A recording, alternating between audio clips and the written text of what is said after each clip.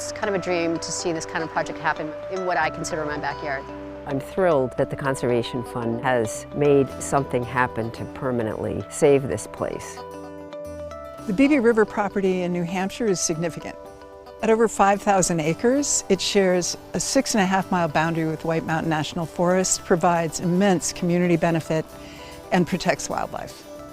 In the process of protecting this prized property, we encountered some major challenges that led to a massive restoration project. The road in several places is eroding, and so material that's underneath the road is now in the Beebe River and flowing downstream. So that causes problems for fish and other aquatic life.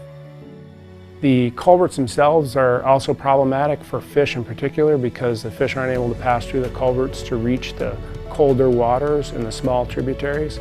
So during the summer months, there's a lot of fish killed because the temperatures are too high for the brook trout to survive. That started to look like something bigger than we wanted to get into. But the partnerships were so profoundly encouraging and committed to the possibility of doing habitat restoration and connectivity on the river system. This was significant, over $1 million restoration project. Through federal, state, local grants, private donations, and incredibly strong partnerships, we came up with a solution that'll work for the community, wildlife, and the economy, now and in the future. This is a bigger project than normal. You know, I work on building access roads, and typically they're in the 1,000-foot range. This road is 5 miles long. Typically a project will have 2 or 3 culverts. This project has almost 50 culverts. Maybe we'll design a bridge every once in a while. This project has 5 bridges. And I think what's exciting here is that it's a perfect example of how doing the right thing is going to benefit all those different uses of the property. So good roads are good for forest operations and for harvesting timber, but they're also good for water quality, and there are a lot of examples like that in this particular project.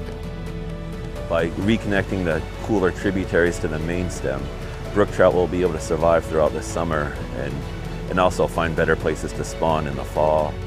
The value of a healthy brook trout system is that it is the base of the food web. And so there's many other critters out there that basically depend on that aquatic resource. We're doing conservation easements at a landscape scale to protect the ecology and to continue to support people and jobs in the rural area. Still available for hunting, still available for fishing, and still available for the harvesting of timber. The working forest is incredibly important in supporting rural economies. We're talking about parts of the world and parts of the country that there isn't a lot of economic opportunity and there are not a lot of jobs. So this area certainly fits that description. The fact that it's going to be conserved and it's never going to be developed and it's going to be used as a working forest land into the future is really sort of the best combination, the best outcome for that parcel that you could imagine. And the idea that you're going to reestablish all the pipelines and have everything flowing again, I think was kind of like cardiac bypass. I mean, it was of that magnitude. And now, when you go into that property, the Beebe River property, you can see how the road is being restored, you can see how the culverts have been put in, you can see how the trout are going to thrive. This is the first time, honestly, that I felt, okay, this is the model that works well. We're not going to realize the long-term value of the conservation of Beebe River for years to come. This area is going to prove to be quite resilient and quite a model for others to consider following.